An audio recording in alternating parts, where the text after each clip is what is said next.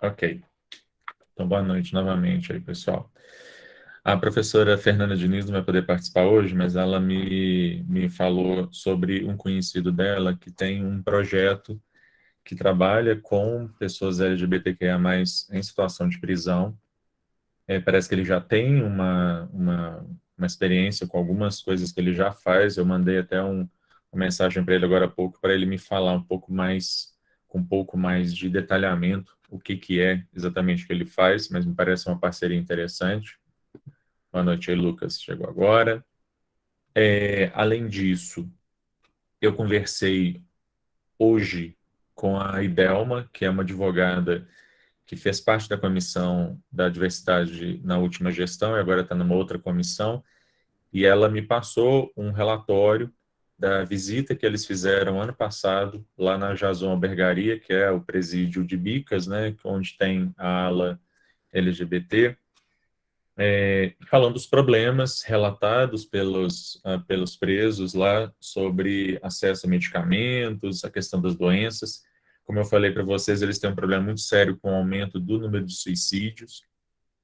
Então, tem tanto um problema de saúde física quanto de saúde mental, e o governo do estado de Minas aparentemente está extremamente omisso. Eu coloquei esse relatório lá no Drive, tá? Espero que dessa vez não suma. Oi, Ana. Boa noite. Espero que dessa vez não suma, mas está lá no Drive. Ela já me falou, inclusive, que vai me colocar em contato com as pessoas responsáveis para futuramente a gente fazer a visita e aplicação do questionário, enfim, das entrevistas que a gente está pensando em fazer. Muito bem, mas hoje eu acho que é isso de informações aí. Hoje quem vai apresentar aí é o Bruno e vai falar justamente sobre essa temática. Então, Bruno, vamos lá. Ei, gente, tudo bem? Boa noite. Meu nome é Bruno. Sim, ok.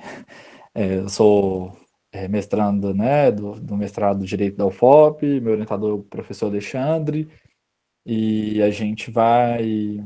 Hoje eu trouxe aqui mais para um diálogo, né, no sentido de uma construção do que vai ser, né, investigado, pesquisado aqui no grupo, algumas questões, alguns tópicos, né, que eu acho que são importantes, são consideráveis para o nosso diálogo, mais no sentido de contribuição, participação de quem se dispor, quem interessar, para poder, né, ir ativamente na pesquisa e a fundo, né?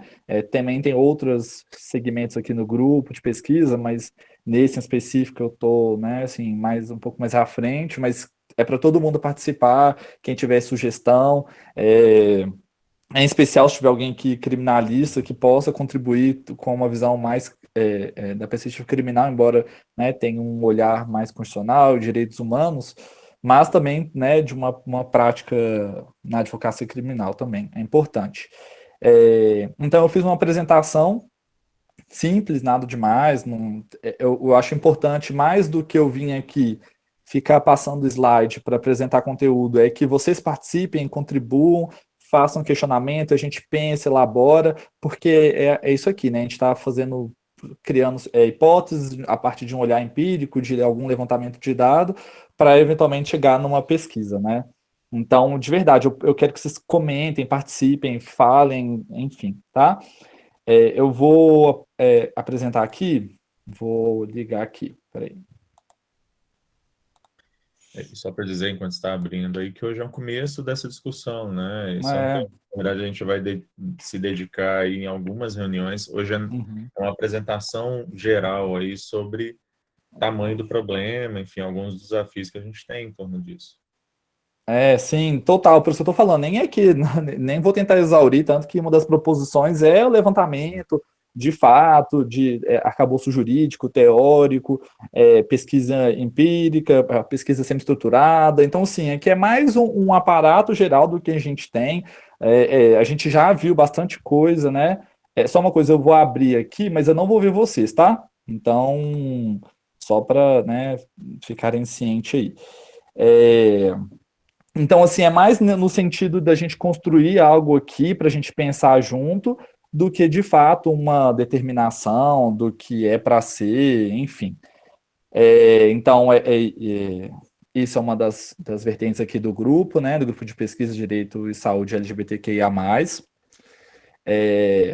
A temática principal LGBT é nos presídios, tá?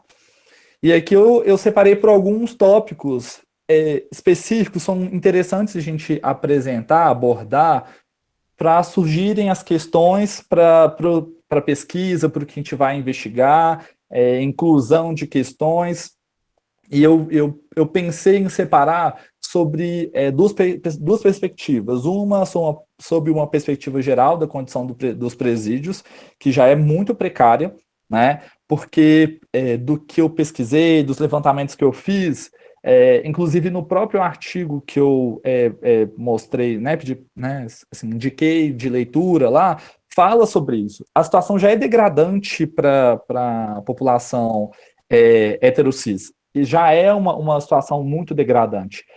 Para a questão, para a população LGBT, eu vou falar população porque eu não gosto do termo minoria, mas quem quiser minoria LGBT, é mais grave ainda, né? É uma situação mais complexa, né? Então, assim, e aí vou primeiro para o primeiro slide aqui, que é uma perspectiva sobre a situação desumana geral nos presídios, né? Eu peguei um relatório que saiu de raio-x dos presídios no G1, que fala sobre as condições dos presídios em geral, né? Eu acho importante a gente eu vou ressaltar, eu primeiro mostro o problema, apresento a legislação, em geral, a constitucional, para poder mostrar as demandas que já estão no STF mais específicas sobre isso, ações constitucionais, e propostas que a gente pode apresentar.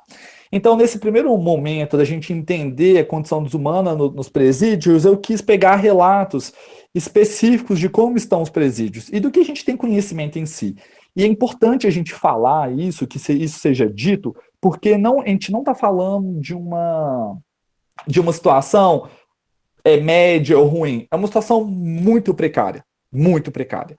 Eu acho que para mim o principal, né, assim, além das outras questões que são muito problemáticas, da situação geral, já é a superlotação. Só da gente pensar que um espaço que era para um número X de pessoas ocupa mais da metade, a gente já tem um problema de superlotação. Então a gente já entende que com a nossa cultura de encarcerar, nossa cultura de punir, a gente já tem um problema de superlotação. Além disso, a gente tem condição de cela lotada, escura, suja, pouco ventilada, racionamento de água, comida azeda e em pequena quantidade, infestação de rato, percevejo, barata, dificuldade de atendimento médico, que é um ponto muito específico também para o grupo, pela questão de saúde, dessa dificuldade de atendimento médico, a não separação de presos, em especial no momento de pandemia, de preso com sintoma, ficar junto. Então, o que a gente percebe já num aparato geral? É a condição dos presídios. A situação já é muito ruim, né? Muito ruim, é desumana, é degradante, os princípios básicos constitucionais são altamente violados, inclusive normas específicas da Constituição sobre integridade física que não é preservada, né? Que mais para frente eu cito as questões constitucionais. E eu trago dados do Infopen, atualizado em 2019, sobre a situação dos presídios, né? Como estava a ocupação. Nesse primeiro momento, o que vocês têm a contribuir? O que vocês acham sobre a situação do presídio, antes de passar para a questão da situação LGBT? Sobre perspectivas, experiências que vocês têm, que a gente tem aqui do grupo. Eu, na prática, não advogo, não faço parte da advocacia criminal, então não tenho tanta experiência. Mas, assim, alguém que tem alguma experiência, que possa, né, trazer um outro olhar, mais na perspectiva geral? Um outro olhar, não, acho que na verdade é só corroborando. Perdão, outro olhar não, corroborando. Não, é que, na verdade, assim, difícil ter um outro olhar, né? Por causa da comissão da OAB que eu faço parte já há muitos anos, eu acabo tendo contato com outras comissões e a situação, ela é absolutamente absurda, né? Assim, A gente tem dobrado a população carcerária brasileira a cada década, a cada 10 anos a gente tem dobrado o número de pessoas presas. Uma boa parte dessas pessoas presas, e esse dado Infopem mostra isso bem, né? Que quase metade. Da superlotação aqui, 54, 90 acima da capacidade. Não, mas a questão de que uma boa parte das pessoas tem 320 e poucos mil presos em regime fechado. Isso. E 222 mil e tanto em regime provisório. Significa que a gente tem um número absurdo de pessoas presas sem decisão final. Né? O Brasil já foi condenado na Comissão Interamericana de Direitos Humanos, há uns anos atrás, por exemplo, por causa disso, com relação ao uso, foi lá no Espírito Santo, na terra da Ana Beatriz, o uso de containers, aqueles containers de navio, eles transformaram em celas e colocaram presos ali dentro. E era uma coisa absurda, porque o Espírito Santo já é um lugar muito quente, e dentro dessas caixas de metal fazia 50 graus. Né? E aí o Brasil foi denunciado na Comissão Interamericana de Direitos Humanos por causa disso, e foi condenado. O Brasil, eu não sabia nem que tinha nome isso. Que a Ana está falando aqui, container de Hartung, enfim. O Brasil foi condenado por causa disso, não chegou aí para a corte, porque o Brasil acabou aceitando as recomendações da comissão. Então, a situação ela é absolutamente bizarra, sempre foi, e na verdade só tem piorado. Aí, nesse sentido, o Bruno lembrou lá no grupo que a gente tem uma DPF sobre isso, né? Uma DPF tem uma liminar, ela não foi julgada ainda no mérito, mas que fala da ideia de estado de coisas inconstitucional. E que fala de uma série de medidas estruturais aí que têm que ser tomadas pelo governo brasileiro, né, para mudar essa realidade, mas que até hoje, então, pelo contrário, né? Que isso, né, assim, o professor já mencionou aqui, da DPF da 347, que já é importante, né, porque ela tem eu peguei mais na perspectiva geral e também junto à outra DPF, né, das travestis e célula separada, mas essa, em geral, do estado de coisas inconstitucional, é tão deplorável porque é um problema inteiro, não é um problema judicial ou carcerário, é um problema de toda a estrutura do Estado, né, que é o que está sendo colocado em pauta, né, que é uma violação massiva de direitos, falha do Estado, sendo necessárias diversas medidas, né, então, assim, é uma situação bem, bem degradante, sabe? E por que eu quis pontuar... Só uma coisa aqui que foi colocada pelo Denison no chat, eu acho que ele está sem microfone, porque não dá para nem falar. Ele está falando aqui que todos os presídios em Manaus são privatizados, que são gastos no mínimo de R$ 2.500 a R$ 5.200 por preso ao mês. Quando ele estava no Conselho Estadual de Direitos Humanos, eles receberam várias denúncias e relatórios, e com vários relatórios não conseguimos efetivar muitos direitos. E essa é uma questão, são duas questões interessantes aí também para o aspecto geral, né? Primeiro, essa coisa da privatização dos presídios, foi uma coisa que foi muito falada um tempo atrás. Na época que o Aécio foi governador de Minas, ele chegou a implementar uma parceria público-privada assim, de presídio aqui.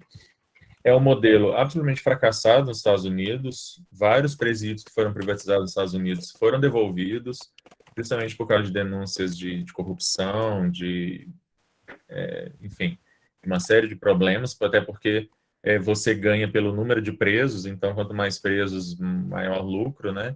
Mas mesmo, e o Bruno lembrou aqui a questão das péssimas condições sanitárias, de alimentação, etc., mesmo nos presídios públicos, eles são extremamente caros também. Então, é gasto muito dinheiro para manter essas pessoas presas.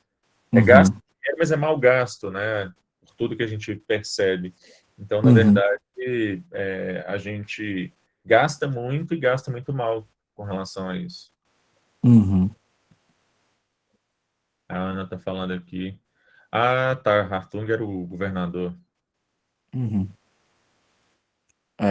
Um ponto importante também que você tocou é sobre a questão da situação dos presídios, né? No outro artigo, sem ser do Ferreira e Valls, fala sobre a condição da ausência de visitas de famílias nos presídios por causa de Covid. E tem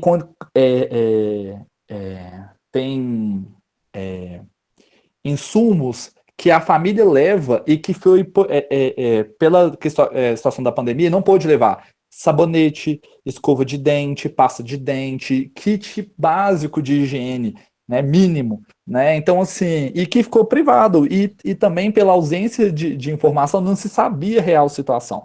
Tanto que menciona que até advogados estavam proibidos de visitar, tinham né, uma privação ali de visita, e que agrava mais ainda a situação, né? Porque se já é ruim e a família não pode ir, piora mais ainda, né? Porque lá ressalta a importância do vínculo familiar, né? Com uma extensão da vida, com a visitação, e como isso é muito problemático, né? Eu acho que eu até coloquei como observação a questão dos presídios privados, talvez também trazer uma questão dessa na pesquisa, no sentido de só um comparativo, se tem alguma diferença, mas sim, só uma possibilidade que a gente possa colocar. Aqui, já passando agora para as violações, por isso com o cliente. Uai, Marcos, você podia falar aí comentar sobre isso. Eu tô olhando pelo celular agora aqui, porque eu vi que tem um comentário pelo celular, dá para ver. Pois é, eu fui atender um cliente, né? Me ligaram de última hora, saí para atender naquele momento da pandemia, assim, naquelas ondas que estavam abrindo e fechando, né? Então, estava naquele momento que estava mais fechado. Aí eu fui no presídio, cheguei lá e tal, e primeiro, para poder entrar, foi uma dificuldade, né? Tava uma fila de advogados na porta, querendo ter acesso e tal. Aí, depois consegui entrar, foi conversar com o meu cliente, perguntei para ele se estava faltando alguma coisa, uma pergunta que eu sempre faço, né? Está faltando alguma coisa? Você recebeu o kit, né? Tem um kit padrão que eles entregam, que vem escova de dente, chinelo, toalha, né? Aí ele falou comigo, olha, eu não recebi nada, praticamente. A única coisa que eu recebi foi uma toalha, e essa toalha ainda veio molhada. A única coisa, eu não tenho chinelo, eu estou usando uma sacola no pé, e você podia ver para mim pelo menos uma escova, uma pasta de dente. Viu? Não, beleza, eu vou resolver essa questão, vou conversar ali para ver qual é o procedimento para poder entrar com isso. Eu saio agora, compro e já volto aqui. Aí quando eu saí para poder conversar, aí a moça lá, a guarda, né, tava assim, ela tava ela já estava até praticamente escutando a conversa, porque eles ficam ali, né, andando para lá e para cá, porque não pode. Aí ela foi assim, não, isso é mentira, doutor. Todo mundo recebeu aqui. Não, meu cliente está falando comigo que ele não recebeu, é porque ele não recebeu. Ele não tinha por que mentir em relação a isso aí, de pasta e tal. Não, aí o outro policial já entrou na conversa falando assim, não, doutor, aqui as coisas são assim. Você quer dar tratamento de hotel pro preso? Não, não é tratamento de hotel. O mínimo para ele, pelo menos o kit. Se eu voltar aqui e o meu cliente relatar comigo que ele ainda não tem o kit, que eu vou voltar aqui amanhã, não tem o kit, aí a gente vai ter um problema. Aí eles me olharam com uma cara feia, assim, pronto, mas aí a gente conseguiu, nesse meio tempo, a liberação dele. Então ele saiu antes disso, né? Aí depois, com ele falou que realmente não recebeu, né, nada. Ele tinha essa toalha molhada e usava sacola no pé, porque não tinha chinelo, e não tinha escova de dente nem pasta de dente. Ele falou assim, é uma das coisas que mais marcou, porque ele falou que ficou, tipo assim, 3 dias andando para lá e para cá, dentro de um carro de polícia, levando um outro, sem comer direito, sem nada, né? Ele estava muito abatido mesmo. Então a gente percebe que essas violações acontecem a todo momento, né? A gente acha que não acontece com a gente. E quando a gente vai reclamar, a gente é o chato dos direitos humanos. Ah, já vem o chato, tô lá, ó, olha lá, tá achando que formou agora, tá sabendo alguma coisa, tipo assim que eles recebem a gente, né? Então, é uma situação complicada e é muito comum, né? Quem trabalha mais no criminal aí sabe que isso acontece todo dia. E é isso que você falou que no artigo fala.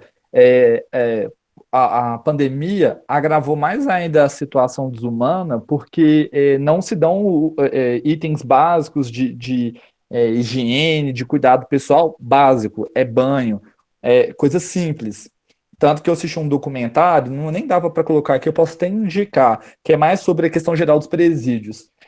De um preso que começou por drogas, a situação dele foi muito agravada, enfim, mas ele estava dando um relato da situação dele no presídio e de não ter nada, de não ter nada, nada, nada. Ele falou assim, ele ainda fala, você já se imaginou ficar sem banho durante semanas? Sem banho, o mínimo, tipo assim, de dignidade, sabe? Então, assim, é nesse contexto de alta violação de direitos humanos, de uma gravidade enorme, em que se insere o contexto LGBT, que piora ainda a situação, que piora. Né? Por que eu quis ressaltar a questão geral?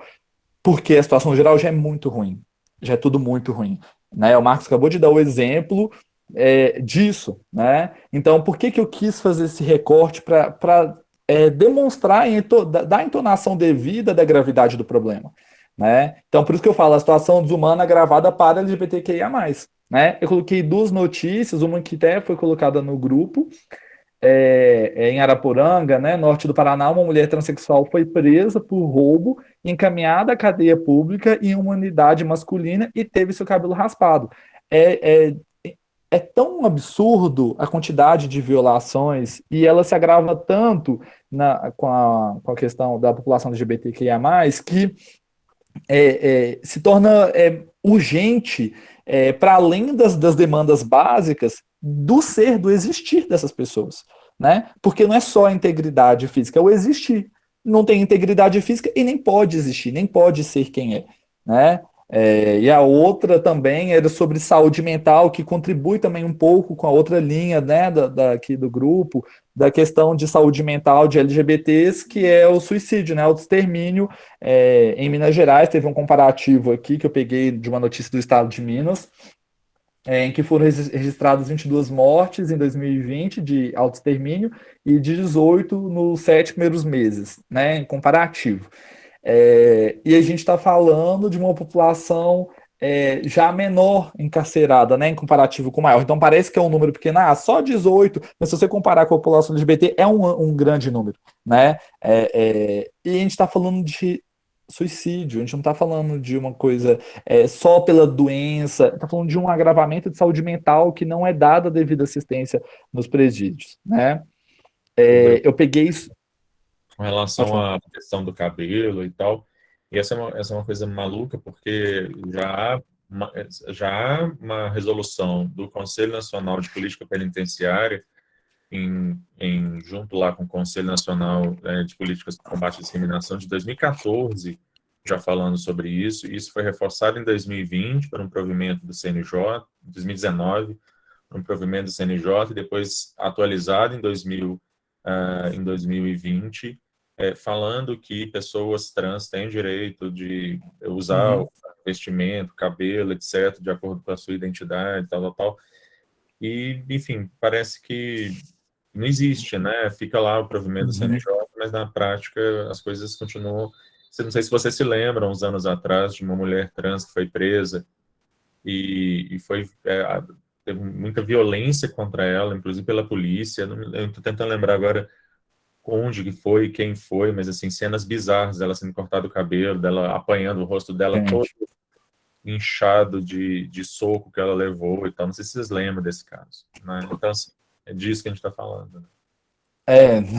E é tão bizarro isso que a gente está falando, porque parece, né, assim, que é uma coisa que está muito solta. Não, a gente está falando de uma violação de integridade, dignidade do ser, né? É uma mulher que está sendo violada, né? E está sendo violada no existir, para além dos problemas gerais já do presídio. Né? Então, assim, é por isso que eu falo que uma situação agravada da situação da população LGBTQIA+, porque a gente não está lidando só com o problema da existência e da violação de liberdade individual. A gente está falando do ser, né? Ela é violada no ser, no existir dela. Né? Tanto que eu pego esse tópico aqui lá do artigo lá do livro que eu indiquei, que assim, que é uma pontuação muito boa sobre né, as particularidades, né, desse Estado inconstitucional vivenciado por pessoas LGBTs, para além do que já é violado. Né? Então, os autores relatam, né, pela ausência de reconhecimento das dissidências sexual e de gênero das prisões, no acesso diferencial e precarizado à saúde, que é um tema muito importante para a gente, em especial as necessidades específicas da população LGBTI, como, por exemplo, a hormonização requerida para pessoas trans, no estigma persistente de conectar presos e presas LGBT aos crimes sexuais. Tá vendo? É tanta violação para além, assim, a cada uma que eu leio, vem até um grande desconforto de, sabe, cada hora uma coisa a mais, né? Na desimportância que se dá sobre as demandas de mulheres trans e travestis e homens trans em relação ao uso de vestimentas, que a professor citou, né, corte de cabelo, dentre outros elementos que sejam condizentes ao seu gênero, né, que, gente, é assim, né, então, eu acho que não só preconceito já é discriminação, né, preconceito já é o preconceito e o ato discriminatório, né, já existe uma violação ali, né, no abandono familiar e conjugal e uma série de outras circunstâncias. O que agrava também para as pessoas LGBTs, que fica ressaltado no artigo, eu comentei sobre a importância dos familiares na continuidade, né, de um amparo, uma vida social para além dos presídios. Quando a gente fala de pessoas LGBTs, isso é mais agravado ainda, desse abandono, né? Então aí, no abandono tem ausência de insumos mínimos de existência, então a gente está falando de uma série de problemas, né? Eu pego o dado do Infopen, né, sobre a questão porque o Infopen ele apresenta o gráfico geral de gênero e eu esqueci qual nome que ele dá, ele pontua sobre questões mulheres e grupos específicos, se eu não me engano. E aí ele apresenta, né, a porcentagem da população carcerária. Ele não estratifica mais o dado, né? Eu não consegui tirar, por exemplo, dentro de LGBT, o que poderia ser estratificado, condição do presídio, talvez né, se eu conseguisse o dado na base do Excel, eu consigo até fazer, mas isso que é um infográfico oferecido pelo próprio Infopen. Então, em 2019, tinha 3.061 presos LGBTs. Aí também, né, tem deficiente, estrangeiro, idoso e indígena. Que também é preocupante também. Eu fico pensando na questão de deficientes. Eu também é um ponto que quando eu vi, eu falei assim, gente, é muito absurdo o que a gente vive.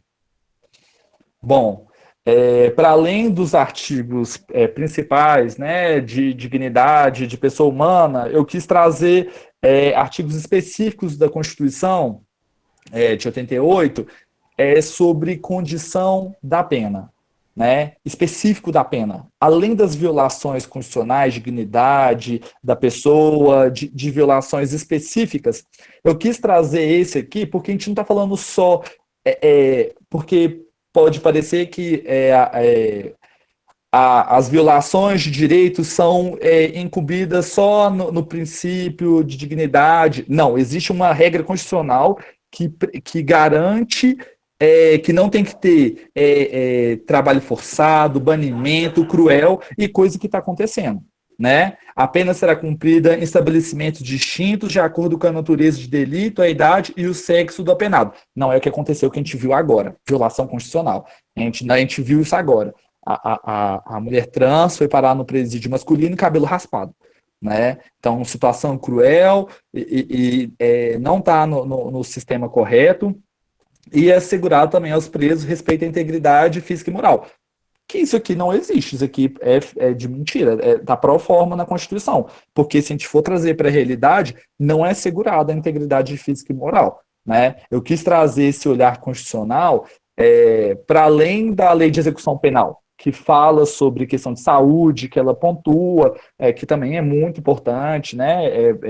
A execução, ela normalmente é estruturada na lei de execução, mas não é cumprida, né? Nas garantias. E aí eu quis trazer o reforço constitucional justamente para isso, né? Porque a gente não está falando aqui de uma faculdade, de uma discricionalidade da administração pública e do poder judiciário para isso. A gente está falando de uma obrigação constitucional, né? Então, não é faculdade do administrador público manter um presídio em condições dignas, é uma obrigação que ele tem. A gente já antecipando também Só um ponto, vocês querem falar sobre isso, violação constitucional?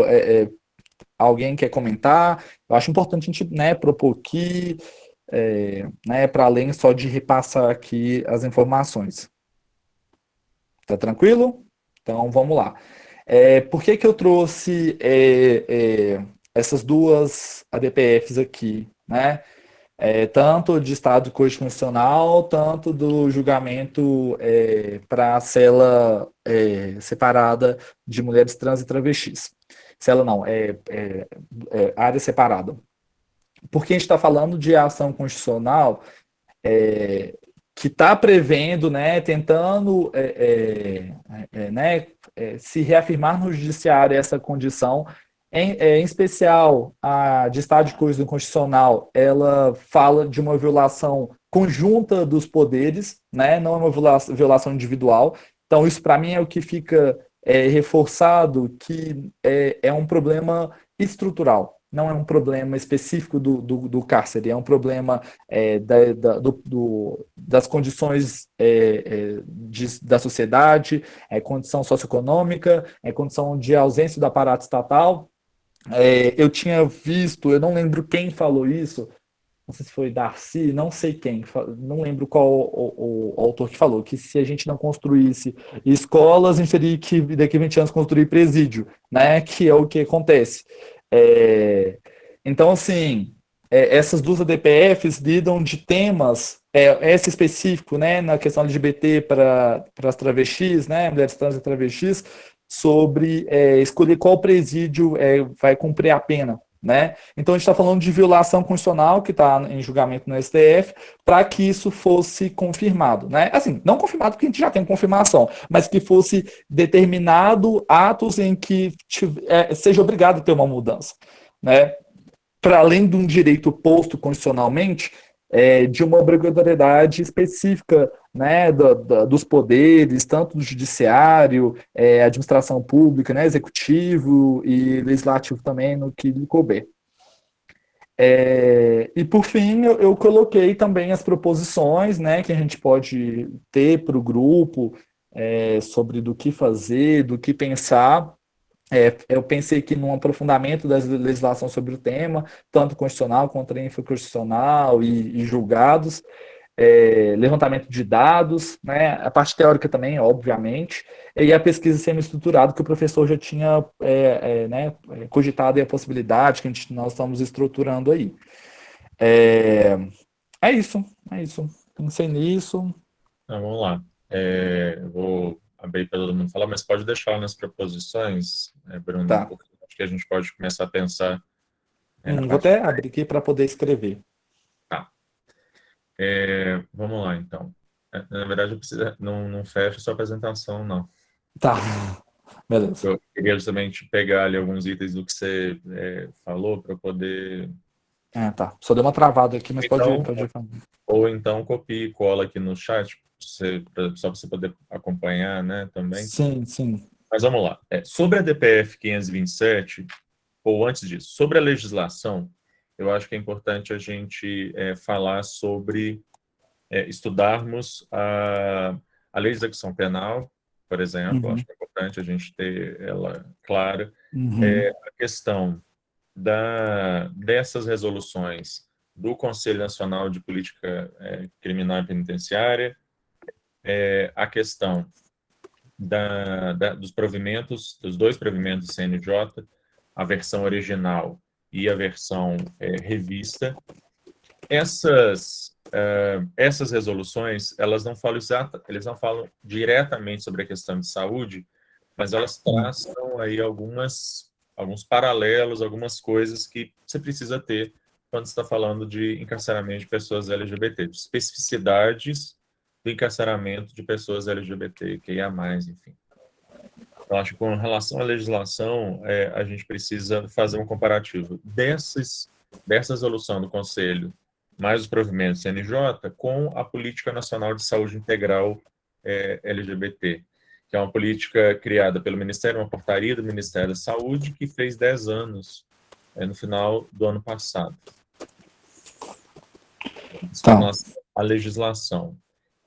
Com relação à DPF 527, que é específica da questão do local em que vamos colocar aí pessoas trans, travestis, etc., eu acho que vale a pena olhar que ela tem uma particularidade, a DPF. O Barroso deu uma liminar em 2019, referendo do plenário, estabelecendo que para mulheres trans, elas poderiam escolher se iriam para um presídio masculino, e se esse presídio masculino teria que ter uma ala específica, ou se elas ficariam no presídio feminino.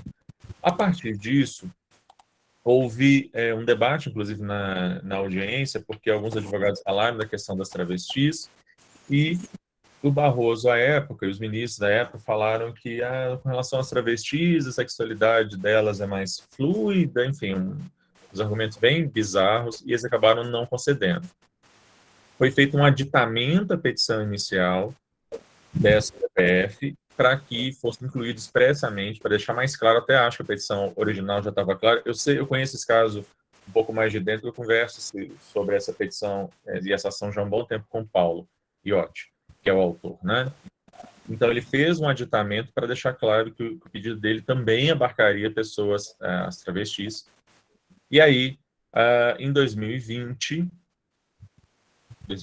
ou 2021, agora a data não me lembro, agora do cenário de pandemia, eu já não sei mais onde que eu estou em ano, mas enfim, eu acho que foi em 2021 mesmo. Na segunda sentada aí, o Barroso retificou a liminar dele para incluir, sim, as travestis, para que elas estivessem exatamente as mesmas condições, sem a distinção que antes havia sido estabelecida.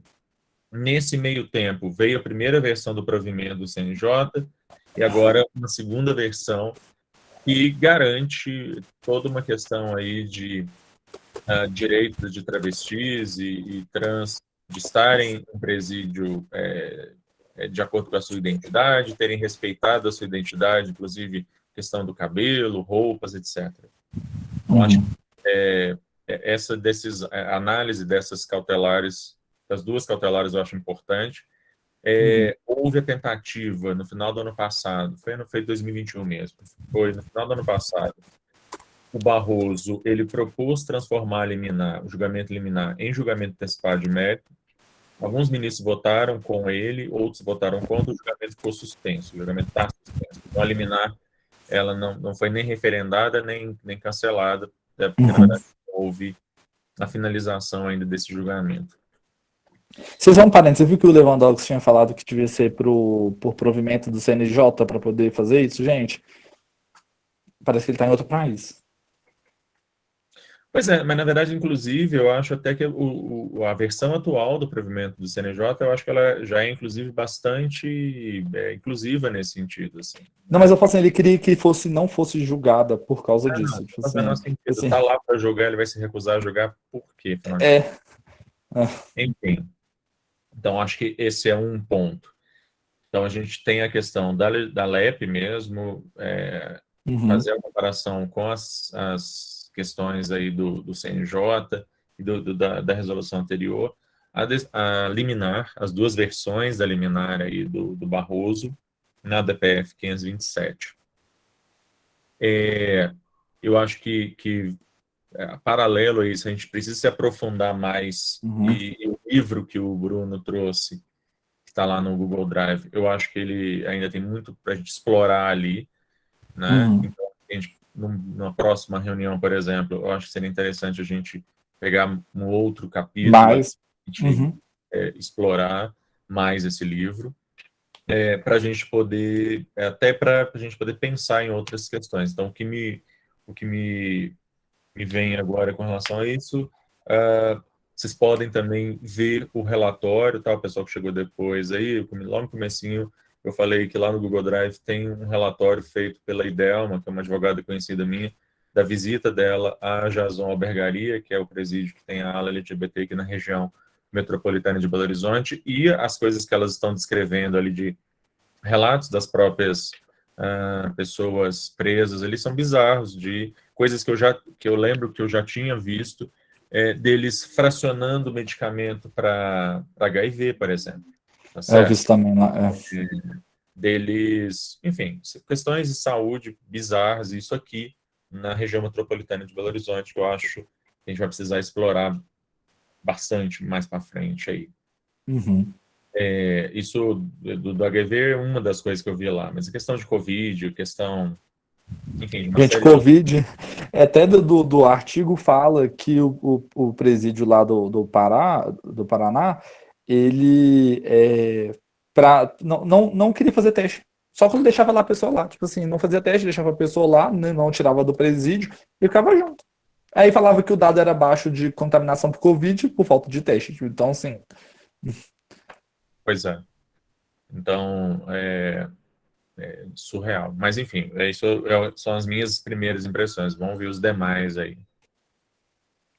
Ah, Tem só um mais. parênteses, professor. Só referente a levantamento de dados, eu acho tão importante a pesquisa ser misturada no presídio por essa ausência, né? Dessa ausência categórica, né? Em especial de pessoas LGBTs quanto à saúde, oferecimento de medicamentos. Então, assim, eu acho que a pesquisa lá, a gente conseguir levantar os dados lá presencialmente, eu acho que isso vai dar uma substância metodológica muito boa, né, para reforçar essa violação, enfim.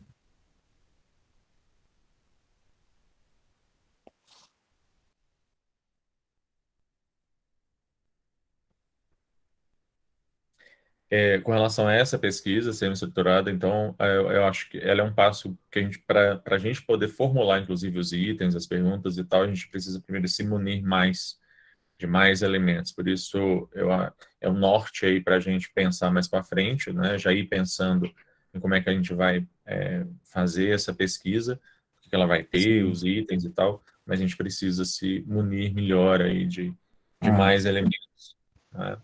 Por isso que eu até, inclusive, coloquei na ordem, né, assim, de fazer um levantamento aprofundado, até com levantamento de dados, para aí sim, na hora da pesquisa, a gente já está, né, com bastante informação para poder já aplicar a pesquisa. Ok. Pessoal, tá aí. Alguém quer se manifestar? Professor, essa Lina. pesquisa ela seria empírica nos próprios presídios? Vocês já pensaram em quais?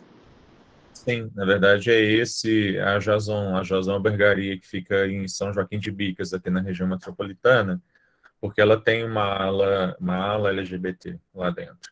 E é onde a gente tem conhecimento aí eu conheço, ou indiretamente, eu já tive contato com a juíza da vara de execuções penais lá, e é uma pessoa super aberta e tal, e a gente tem esse contato com a Idelma, que conhece todo mundo ali, então a ideia de fazer lá, porque inclusive tem aumentado enormemente lá mesmo, na Jason Albergaria, o índice de suicídios, enfim, um negócio bastante bizarro que tem acontecido lá. Podia ter uma abordagem também em presídios que não tem essa ala LGBT, porque ia ter até só como ideia mesmo, até sei lá, uma noção de quantas pessoas estão nessas situações, que nem por exemplo, lá a travesti de Paraná, a travesti não, a mulher transexual do Paraná. Então, que com certeza é o que mais tem, né? Uhum. Até porque, vamos pensar, inclusive, que nem toda pessoa LGBT vai necessariamente para esse presídio. A gente Exato. deve ter pessoas LGBT espalhadas em presídios em todo o estado, sem que tenha, inclusive, setores específicos, né, nenhuma forma de proteção.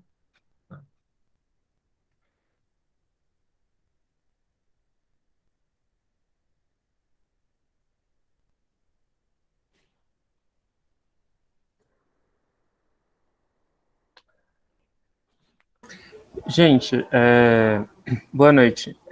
Infelizmente, hoje foi o primeiro dia que eu consegui estar aqui.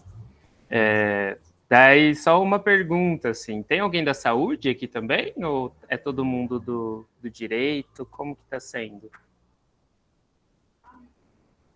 Eu acho, Elias, que a gente tinha mais uma pessoa da área da saúde também, além de você. Ela não acho que não está presente, o que não veio hoje, mas sim. E a gente já teve historicamente, ótimo, no ano passado, Enfermeiro. a gente teve o Gunnar. Ah, o Felipe está aí, não é isso? O Felipe é enfermeiro. E a gente já teve também o Gunnar, que era enfermeiro, um professor da UFRJ, e alguns alunos da medicina da UFOP também. Legal. Eu sou enfermeiro também, gente. Eu sou residente em saúde mental da Unicamp, atualmente. Muito bem. Então vamos precisar muito de vocês da área da saúde aí para poder, inclusive, pensar nessas questões. Né? A gente tem um olhar muito em cima das normativas, mas a gente precisa... e esse é o diálogo mesmo que a gente está propondo, né? De uma concepção, de um paradigma de medicina que não seja só biomédico, né? Mas que tenha uma perspectiva mais compreensiva aí do que é o conceito da portaria do Ministério da Saúde, de saúde integral, que abrange uma série de outras questões que não só o corpo, né, e a ausência de enfermidade, enfim. E isso é muito o que a gente está propondo aqui. Mais alguém, pessoal? Sei que hoje é véspera de feriado, mas eu só me dei conta disso quando já estava marcado e eu não queria adiar, porque a gente não perder o ritmo aí. Eu queria ver para a próxima, daqui 15 dias, quem é que pode pegar mais um capítulo aí desse livro para a gente poder avançar aí na discussão. Professor, eu até queria ver também, porque eu já vou pegar para poder ver, né? Tenho que ler, enfim, na prática eu já tenho que fazer isso. Mas de quem se interessar pelo tema, tem as outras temáticas do grupo, mas quem quiser, a gente fazer um grupo dentro do grupo para, né, alinhar, ver o que dá para estruturar, para apresentar, né? Igual é feito nas últimas, né? Juntar algumas pessoas, apresentarem. Acho que fica legal também. Beleza. A gente tem uma outra temática que inclusive, quem está à frente aí é o Wagner, que é a questão da saúde mental. Mas eu queria ver se a gente se aprofundava, se dedicava um pouco mais à questão dos presídios, do encarceramento no primeiro momento, da saúde, encarceramento de pessoas LGBT, para depois a gente avançar na questão da saúde mental. Eu acho que a questão da saúde mental ela vai precisar ser tratada nessa mesma pesquisa semi-estruturada, porque, afinal de contas, a questão dos suicídios de pessoas LGBT no presídio de Bicas é uma realidade e vai precisar ser tratada por nós nessa pesquisa. Então, a gente vai precisar também avançar um pouquinho em cima dessas questões. Tá? Mas então, Bruno, vamos fazer o seguinte, eu vou pedir, então, todo mundo está lá no grupo do WhatsApp? Tá, né? Se alguém não tiver, me fale aí. Vamos definir lá no grupo, então, quem é que vai apresentar. Eu vou colocar na pasta do Google Drive outros textos, tá? Sobre a questão da saúde LGBTQIA+, enfim. Vou colocar um e-book que eu publiquei, que é a minha pesquisa lá do meu pós-doutorado, que foi no Instituto de Saúde Pública. Eu esqueci de colocar esse livro lá, esse e-book lá, mas ele meio que resume um pouquinho da origem aqui do grupo, para os novos membros aí saberem de onde é que surge essa discussão, tá? E, enfim, então acho que é isso, pessoal. Alguém quer dizer mais alguma coisa? Não quero avançar demais, até porque estamos em véspera de feriado, né? Eu tenho só uma pergunta, uma contribuição, não sei. Vocês conhecem o modelo de estresse de minoria? Já ouviram falar? Não? Seria uma leitura... tem até alguns artigos que resumem esse modelo, né? É de um autor que chama Ilan Meyer, que ele fala sobre estresse de minoria, que são os estressores, além dos estressores da população geral, adicionados à população LGBT, né? E como isso vai causando adoecimento. E ele traz algumas separações, assim, por dimensões.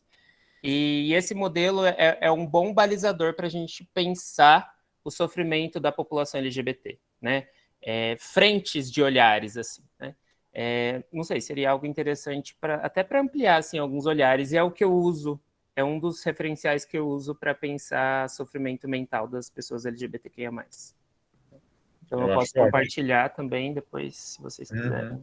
Tá? Não, eu acho ótimo. A gente, com o professor da UFRJ, o Gunnar, a gente trabalhou com a pirâmide do... Maslow. Isso, Maslow. do Maslow, que foi uma contribuição bem interessante para falar sobre os vários níveis aí, né, de felicidade ou de infelicidade pelos quais a gente está sujeito. Eu acho que essa sua questão acho que pode casar bem com essa ideia lá do Maslow, e sim, vamos, talvez no nosso próximo encontro a gente pegue ainda esse livro da questão da Covid, enfim, do encarceramento da população LGBT, e quem sabe numa próxima reunião você pode apresentar para a gente, né, Elias, essa tese eu não conheço, mas já gostei da ideia, né, já gostei da perspectiva.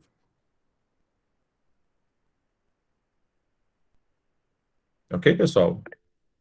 Anderson, por favor. Oi, gente, boa noite. Como é que vocês estão? Tudo bem? Espero que sim. Desculpa o atraso hoje, eu cheguei bem atrasado, porque, enfim, minha aula ela se estendeu mais do que eu esperava. Então, sim, pedir desculpa, até mesmo em respeito a você, Bruno, que estava apresentando. E eu vou pedir para conversar com você depois do encontro, o professor Alexandre, se for possível. Era só essa minha colocação. Ok, tudo bem.